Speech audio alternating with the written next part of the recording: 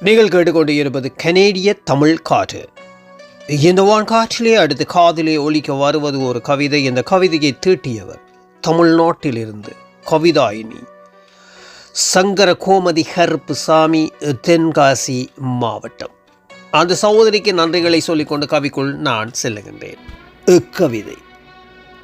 பூவுக்குள் என்னை தேடியே நான், பூவுக்குள் என்னை தேடியே நான், நீலவானத்தில் என் பிம்பங்களை தேடியே ஒரு மேகத்தில் குளிர் காற்றாய் ஒளித்திருக்கின்றேனா?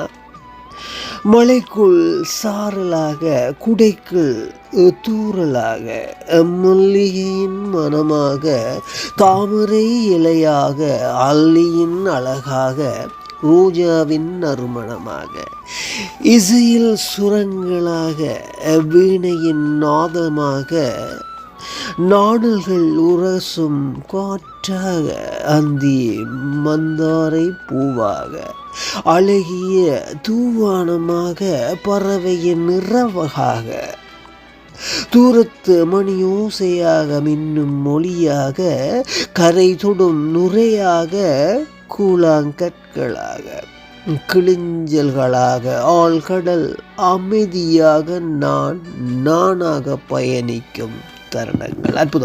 அற்புதமான கவியை தந்த நீங்கள் மீண்டும் சந்திப்போம். அன்பு கவிஞர், அன்பான அன்பு உள்ளங்களே, நீங்கள் கேட்டுக்கொண்டிருப்பது கனேடிய தமிழ் காற்று. இது ஆட்சியார் மோகன். மீண்டும் சந்திப்போம்.